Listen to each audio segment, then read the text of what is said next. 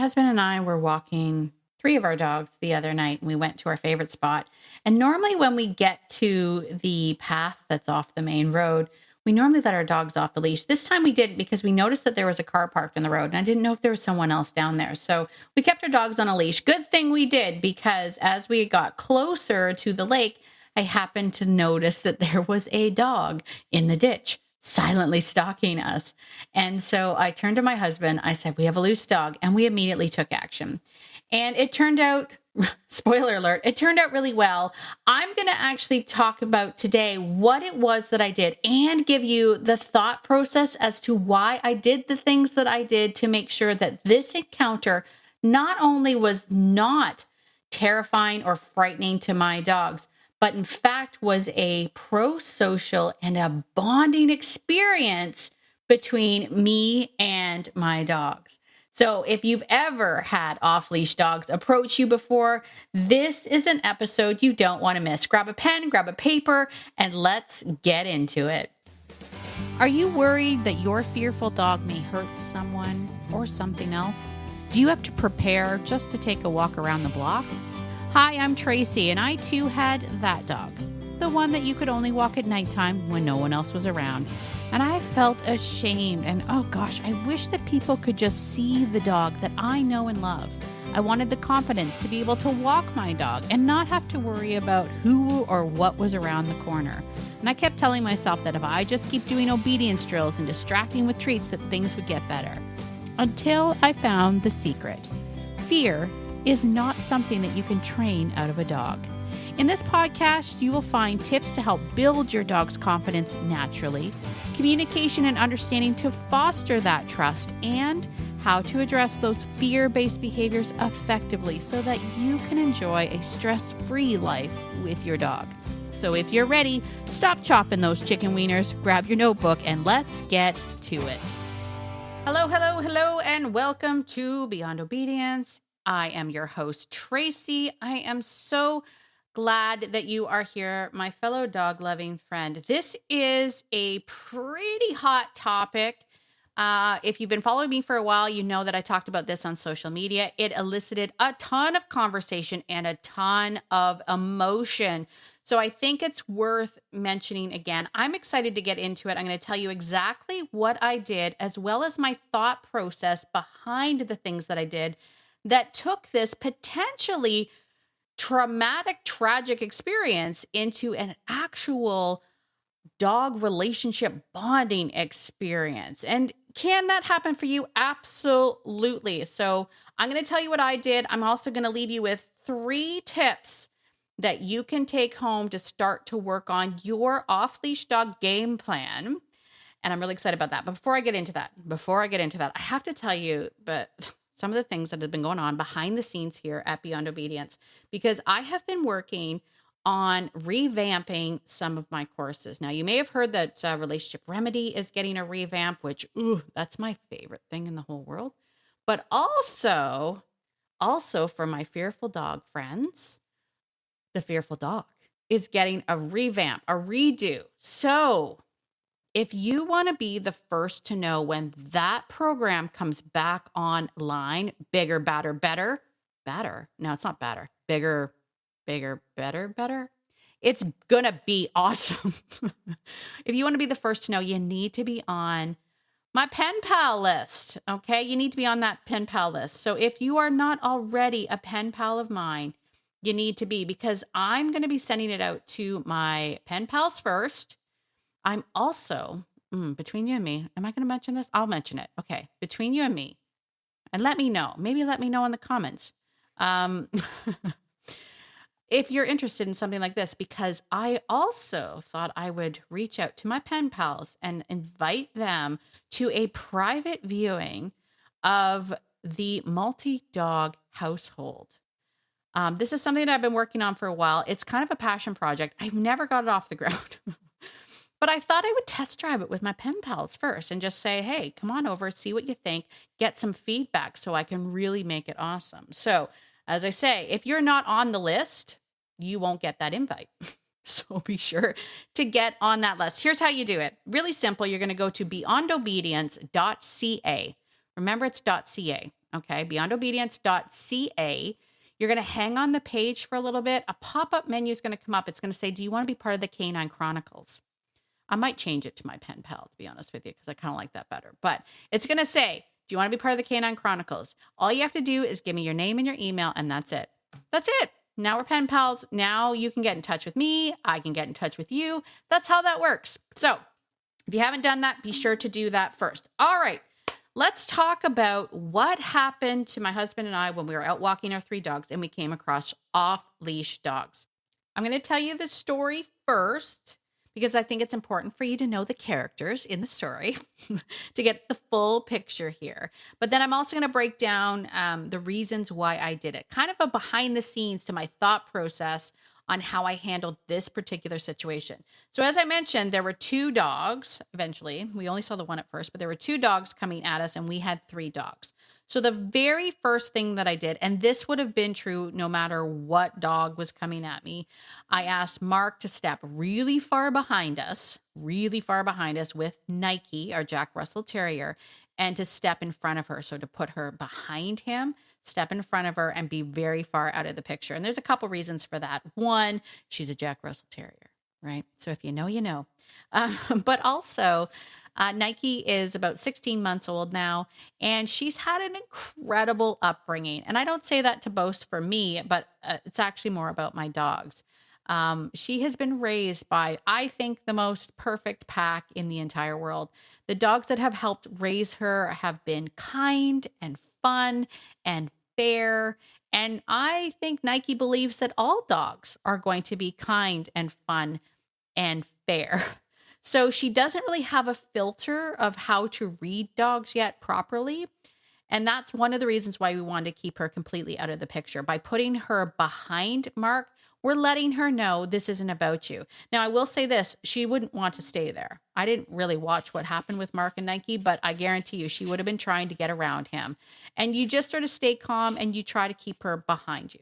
Okay, so that's what we did first and foremost. Next, I put my Australian Shepherd behind me on the left. Now, I'm going to set the scene for you because we're walking down a path. The dog that was coming at us was to the right of me. So picture me walking with my 2 dogs, one on each side. I immediately took Rue, who was on the right, and I moved her behind my back, behind me, and then I grabbed her and put her in my left hand. So now she's on the left side with Echo. But I lengthened her leash a little bit so that Echo was slightly in front of her. So picture that, if you will. Nike's really far behind Mark's legs. And I stopped and I put Rue from the right to the left behind my back. That's very important. That little move there. I took her behind my back, put her behind Echo. Now, why did I do that? First and foremost, Rue is an Australian Shepherd. And Australian Shepherds are genetically programmed. Their genetic resume is to control chaos. So I guarantee you, when an off-leash dog is running towards us, she's going to load up because chaos may be coming, right? Like, she's going to load up. So I want to make sure that she knows that this isn't about her. And I put her behind me on the side. I made sure that I positioned my body between my dogs and the dog that was approaching me. And you can be darn sure that if that dog happened to cross over to the other side, I would immediately move my dogs behind my back again to the other side. Okay, the behind the back part is important. I talk a lot about that in Relationship Remedy, but the behind the back part is important. Okay, so I have a dog approaching me on the right. I've moved Rue behind me, and then I put Echo in front of Rue. Why did I put Echo there? Because she's a noof, okay? Breed matters. Breed really matters in these canine conversations. So not only is Echo a noof, but she is also worked with, and I mean, noofs were part of our program for helping fearful reactive dogs. They are trained to be around that and to be non-reactive. So if you need a good buffer, grab a noof. Get yourself a noof if you need a buffer. Now, every single dog owner that has a reactive dog is going to go looking for noofs. Don't do that. Don't do that. Don't do that. You need a good noof. Okay. So, But that's what I did. So I strategically positioned the dogs that way. Now, as the dogs approach, or as the dog approached me, I stepped forward with my right foot. I stuck my right hand out, making a full like stop motion. And I said very loudly, sternly, calmly, no emotion, no. Okay. That worked. Wouldn't that be funny if that was the end of the story? That worked. And 100% worked. That dog stopped and looked at me, and I had the intent of, you shall not pass. Here's what intent is, in case you're wondering. Okay. Intent, I like to describe it this way. Intent is the things you are saying in your head, but it comes out in your face. So in my head, I was like, you will not pass. Like, you will have to go through me. Right? That's the intent. I don't say those words out loud. I just said no. But the intent is, you shall not pass. I actually visualize a barrier. Like, I will defend this space. So my body language, my posture and everything is very, very big. And it worked. The dog immediately stopped and went, oh, I don't want any part of that, and actually turned to go back. Now, here's where things got interesting, because when I yelled no, the owners heard, and they hadn't seen us coming yet. So the moment that they heard us, they immediately started calling the dog. And that made the other dog, which we didn't know about at the time, come out of the water and start running at us. Now, in this moment, this is what was happening. As soon as the other dog came out of the water, because he was playing in the lake, he came out of the water and was charging at us. It gave the first dog courage to come back at us, because now, strength in numbers, right? So now I have two dogs, again, running at me, but also I have two owners that are running behind the dogs. Now, I want you to think about this for a second from the dog's perspective, okay? For those two dogs that were running at me, they started off, the first dog came out, scouted it out, and was like, oh, I don't want any part of that because I'm by myself. But then it had backup by the other dog, and it was like, yeah, now let's go. Now, if they had two owners running behind them saying things like, they're friendly, they're young, all of that good stuff. And so from the dog's perspective, they now have backup from people. The people are like, yes, let's all run at these people and their dogs. So you can see how that can cause some confusion for dogs. Okay. Now, I'm not saying that the owners did anything wrong. In fact, and this may be a little controversial. I'll go off topic just ever so slightly for this point. I think it's important to let you know that one of the reasons why this turned out so well was because these owners were really great people. They weren't terrible people. I know we like to think that because we have this like idea that we're like, no off-leash dogs, or dogs shouldn't run up. And that's true. I will say that dogs shouldn't run up to other dogs on leash. But if I'm being honest, we were going to do the exact same thing, right? We had come to this, off the beaten path park that is local, like that only the locals know. It's just down the road from where I live. We were coming there to let our dogs off the leash. Why? Because the park's closed. It's off season. The gate's closed at the end of the roadway, right? The only reason why our dogs were still on leash was because we noticed a car that was parked on the road. So we were like, somebody might be down there. So we kept our dogs on a leash. But if we hadn't seen the car, we would have let our dogs off. Now, you can say, yes, but Tracy, I'm sure your dogs are trained. Sure. Yeah, of course. And the ones that aren't, like the Jack Russell, we keep her on a long line. When we let her off leash, she drags a long line, because we know that she thinks dogs are awesome, so she will run up to anybody. So we keep her on a long line. My Noof is not likely to run up to anybody because she doesn't care about anybody else. And Rue has amazing recall. But if I'm being honest, Rue is getting old and her recall isn't as great because I don't think she can hear me as well. Right? So stuff happens is kind of my point. And so the reason why this worked out so well was because these people were really great people. And believe it or not, because this is also a hot topic, those people not yelling at me, but yelling to me that the dogs were young and the dogs were friendly was actually good information. Because when the second dog appeared and then the two dogs started running at me, I'm not going to lie. I'm like, oh man, now I got two dogs and I'm holding two dogs. And I'm like, but when they told me that the dogs were friendly, I was like, okay, it enabled me to like keep my courage and keep my stance of you shall not pass. So it was actually good information. Now the owners finally caught up and they were incredibly apologetic. And I was like, you're good. I mean, I was going to do the same thing. No harm, no foul. Your dogs are actually nice. They're not ill-intended. Ill-intended? Is that a word? No, it's probably not. You know what I mean. They had no ill intent. Okay. However, the excitement of all the running and the yelling and everything could have caused problems. Now, here was the great part about it, and this is why I said it ended up becoming a bonding experience, because we let the dogs just kind of sit there for a second while we talked to the owners. So the dogs had an opportunity to just chill out, and they all learned that it wasn't about them, because at the end of it, they took their dogs their way, we went our way, and everything turned out fine. And how I structured that and how I set the dogs up allowed each and every one of my dogs to know that you don't have to react to this situation, because I am going to respond to it. And I was successful.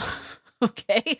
So at the end of the day, the dogs get to see that not only am I going to respond, I keep my word, right? You don't have to react to this, because I am going to respond to this. So at the end of the day, the dogs know, hey, this chick's got her back, right? And that's really, really important. It's one of the key bonding experiences that we do, especially for fearful dogs, because off-leash dogs running up to you when your dogs are on leash is one of the many reasons, but one of the reasons, I'd say one of the main reasons, that dogs become reactive, especially on leash. And the reason for that, if you think of it from the dog's perspective, is that when your dog is on a leash attached to a human, right, we mess up the canine communication that happens when dogs introduce themselves. So as that dog's approaching, if I'm a human that's, say, a little bit unconfident, I don't know this dog, I'm a little bit worried, perhaps my dog has had bad experience in the past, so now I'm scared that that's going to happen again. I'm all emotional. I start getting very tense. The dog starts getting very tense. They start to send signals back to this dog that's coming that maybe wouldn't have been said had the dog had the opportunity to communicate the way they wanted to. And maybe that communication would have been, I mean you no harm, I'm or that communication might have been defensive, like get out of here. I don't know. The point is there's a communication breakdown whenever you have a leash attached to a dog when it comes to dog introductions. Okay, we mess everything up, and our emotions fuel all of that. So we don't want off-leash dogs coming up to us when our dogs are on leash, because but as I say, stuff happens. So you need to know, what do you need to do? What can you do, my fellow dog lover, if you have off-leash dogs coming at you? Now, first and foremost, I have to say this as a disclaimer. If you are uncomfortable with this or any of the advice given here on this podcast, you should seek out professional dog trainer help, hands-on dog trainer help. Okay. Like a dog trainer to come and help you with this in person. That's the word I was looking for. Okay. But here are my 3 tips. You had to go almost 19 minutes into this podcast to get the 3 tips, but I feel the need to explain things really well. All right. Tip number 1. You got to know your dog's doganality, your dog's innate personality, as well as their breed characteristics, their genetic resume. Because if you recall, the way I structured that was based primarily on my dog's personalities, right? We put the Jack Russell right out of the picture because we know what she's like. She's Jack Russell. She's going to be brave and bold. Right? We put the Australian Shepherd behind the Newf. Why? Because the Australian Shepherd's genetic resume is going to want to control chaos. So everything that I did was based on my dog's doganality and their genetic resume. So I want you to sort of think about that as tip number 1. What is your dog's innate personality? Are they a little bit shy? Are they confident? All of that good stuff. You need to know that, plus your dog's genetic resume, and a lot of that is through breeds. If you have a purebred dog, though, that's a little bit easier. Okay, so that's tip number 1. You got to know your dog's doganality. And you might say, well, I do know my dog's dogmality, but now I want you to think of it in the scenario of walking on leash and what that means for your dog walking on leash. Okay. Number 2, I want you to practice getting in between. Okay. The biggest way that we can be a part of canine conversations is we need to get in between. So if we have 2 dogs that are talking, the only way to get in between or to get a part of that conversation is you have to get in between. So when I say practice getting in between, I want you to start to practice this when there is little to no threat level. Okay. How do and I realized this the other day when I was walking. I almost do this second nature now. You will constantly see me moving my dog's positions based on what's coming up or down the street. You will see me move my dogs from one side to the other. I never walk my dogs on a strict, like my dogs always walk on the left or my dogs always walk on the right. I actually move them, as I mentioned at the beginning of this podcast, I move them behind me every single time. So I have gotten really good at passing the leash behind my back, but I will actually practice this when there's not any real threat. So as I'm walking down the street, if I see across the road on the other, on the other side of the road, way down the road, there's a dog coming, I will automatically shift. If I have Rue, for example, I'll shift her behind my back on the other side of me so that I'm in between the dog and Rue every single time, whether or not that dog is a threat or not. I constantly move my dogs. Now, I do this for Rue as well with people because she's, as I mentioned, she's scared of people. I don't know if I mentioned it, but if I didn't, I'm mentioning it now. She's scared of people. So I'll do this for people as well. If I'm walking down the street and people are going to come in close contact with her, because, I don't know if anyone else knows this. You ever notice how many people actually sneak a pet in as they're walking past? It's alarming. How many people will just automatically stick their hand out to try to pet your dog as they're walking past? Anyway, so I will move her so that she's on the other side of me if I see people coming.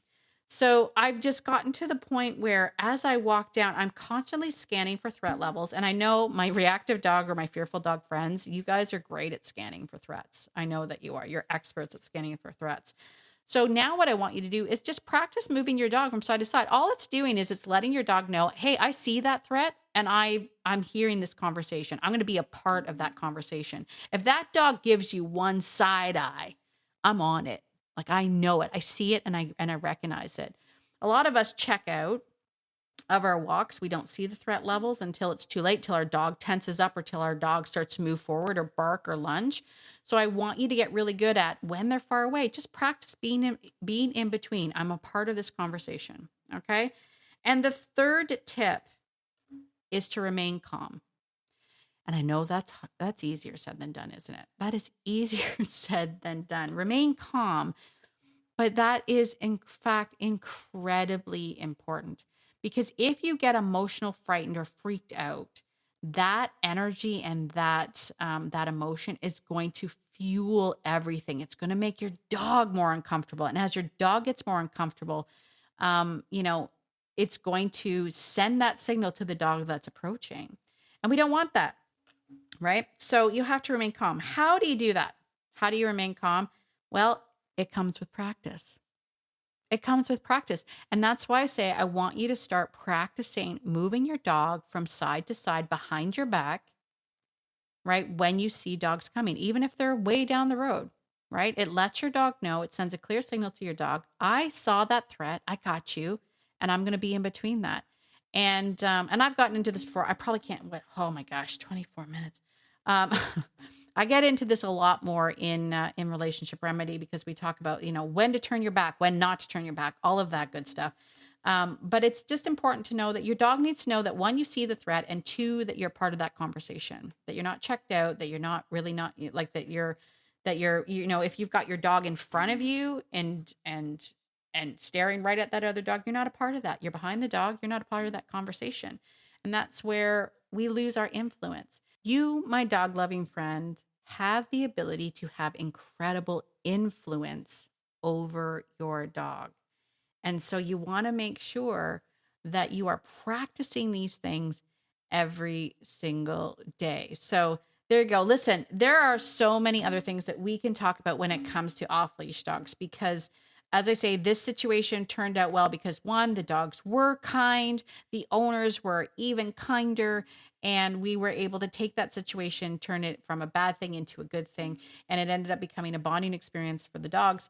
But, I'm not naive to say that there are some bad influence dogs and there's some bad influence owners out there.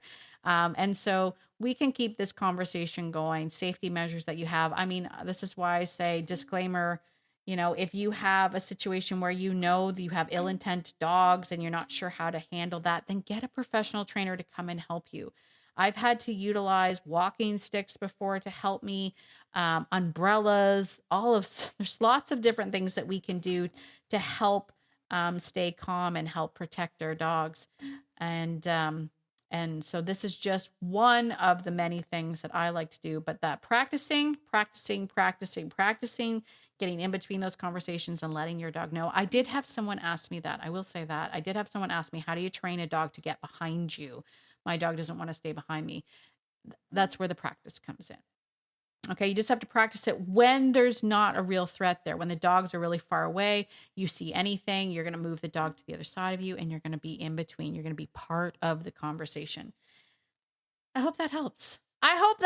And hey, let's keep this conversation going. If you're on Spotify, you have an opportunity to comment on the question after this podcast. Let me know if you have any questions. As always, though, if we're pen pals, you can just write me and ask me a question, and we can connect that way. So I hope that helps. Listen, if this helped you and your dog, or someone that can help, please be sure to give me a 5-star rating on Apple and share this with your other dog loving friends. Because that's how I know that we can help more and more dog lovers like you and I. All right, I'm gonna call it quits for today. This podcast got away on me. My apologies. As always, get out there today and be the person that your dog thinks you are, because your dog thinks you're amazing, and so do I. Have a great week, everybody. We'll talk to you all next week. Bye for now. As if this podcast wasn't already long enough, but I have to share. Because, we're friends. I got new podcast equipment and it's got sound effects and it's been a lot of fun. Here, watch. It comes with things like applause. Thank you. Thank you very much. Laughter, which is always encouraging. Unless I wasn't being funny. But it also has different effects for your voice. Listen. Hi, this is me now, in a more lower toned voice. And then there's baby. Baby? Why would anybody want this as a thing? Baby. Robot. Robot. Do I sound like a robot? I'm AI now. Isn't that awesome? So much fun Stuff. Here, let me just turn that off. It's also got auto-tune. I don't know what I would do with that. I'm not singing. Oh, la la la la la la la la. I don't know what auto-tune does. I mean, you can change it to other things. Anyway, I'm gonna turn that off. Anyway, I just wanted to share that with my friends. So you're welcome. Lots of fun stuff coming up ahead. Have I been playing with this all day? Yes, I have. Confessions. All right. Talk to you guys next week. Love you.